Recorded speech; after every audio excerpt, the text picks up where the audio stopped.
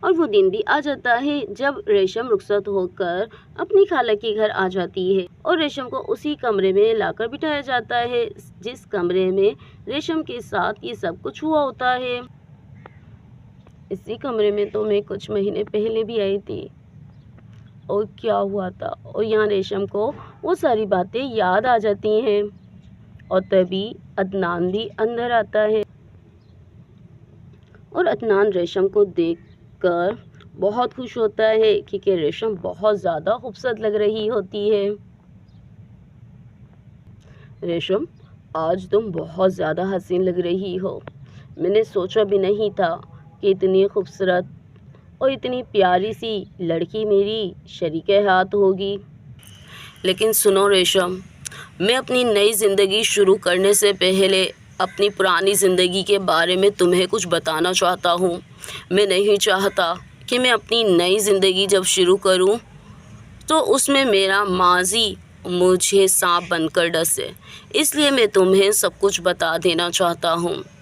دیکھو ریشم، پہلے میں بہت برا انسان تھا، شراب پیتا، نشہ کرتا، الٹے سیدھے دوستوں کے ساتھ گھوما کرتا تھا، لیکن اب میں توبہ کر چکا ہوں اور اب میں ان میں سے کوئی بھی کام نہیں کرتا۔ میں نے کبھی کسی کا دل نہیں توڑا، کبھی کسی کے ساتھ زیادتی نہیں کی، لیکن ہاں، میں تمہیں ایک بات بتانا چاہتا ہوں ریشم، میرے دل پر بہت بڑا بوجھ ہے اور آج میں وہ بوجھ اتارنا چاہتا ہوں کہ تم جیسی شریک حیات پا کر میں دنیا کا خوش نصیب انسان بن چکا ہوں۔ لیکن اس سے پہلے اپنے ماضی کی ایک غلطی کا اعتراف کرنا چاہتا ہوں۔ عدنان، میں بھی بہت خوش نصیب ہوں کہ مجھے آپ جیسا شوہر ملا۔ میں نے آج سے پہلے کبھی کسی کے بارے میں نہیں سوچا، لیکن اچھا ہی ہوا کہ نہیں سوچا۔ مجھے کیا پتہ تھا کہ میرے رب نے تم جیسا خوبصورت اور پیارا شوہر میرے نصیب میں پہلے ہی لکھ دیا ہے۔ ایسی کیا غلطی ہے عدنان جو آپ مجھے بتانا چاہتے ہیں؟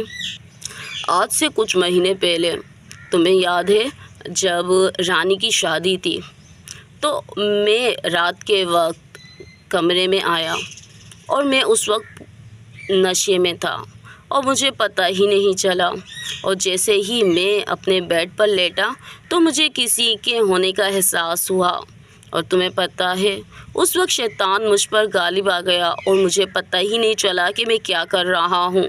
بس میری زندگی کا وہی ایک غلطی ہے جو کہ انجانے میں ہوئی، میں نے جان کر کے نہیں کیا تھا اور آج بھی اس کا بوجھ اپنے دل پہ لیے گھومتا ہوں، لیکن میں نہیں جانتا کہ وہ لڑکی کون تھی۔ اور یہ سنتے ہی ریشم پھوٹ پھوٹ کر رونے لگ جاتی ہے۔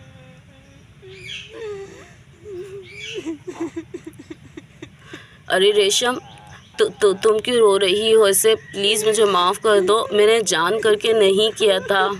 عدنان، تمہیں پتہ ہے وہ لڑکی کون تھی؟ نہیں پتہ نا؟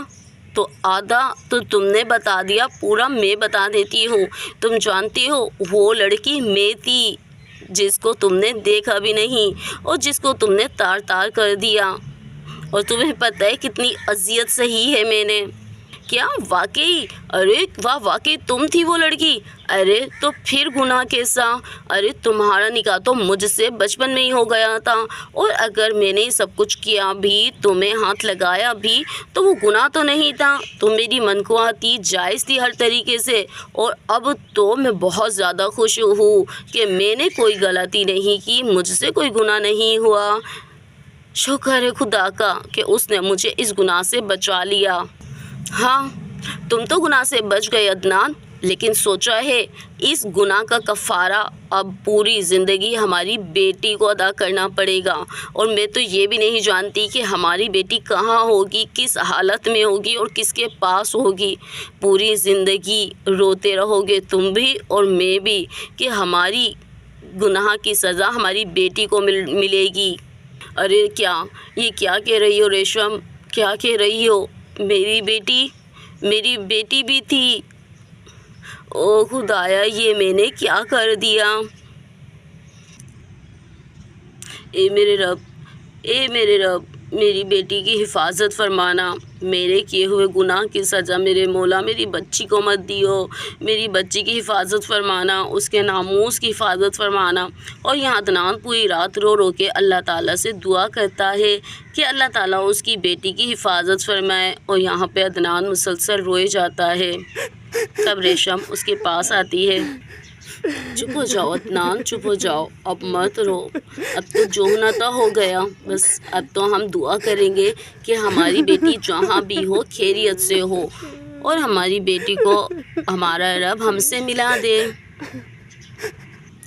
دوستو اس سے آگے کیا ہوتا ہے دیکھیں گے ہم کل۔ اگر کہانی پسند آئے تو like and subscribe and share کرنا بالکل مت بھولیے گا۔ تو ملتے ہیں نیکسٹ ایپیسوڈ میں۔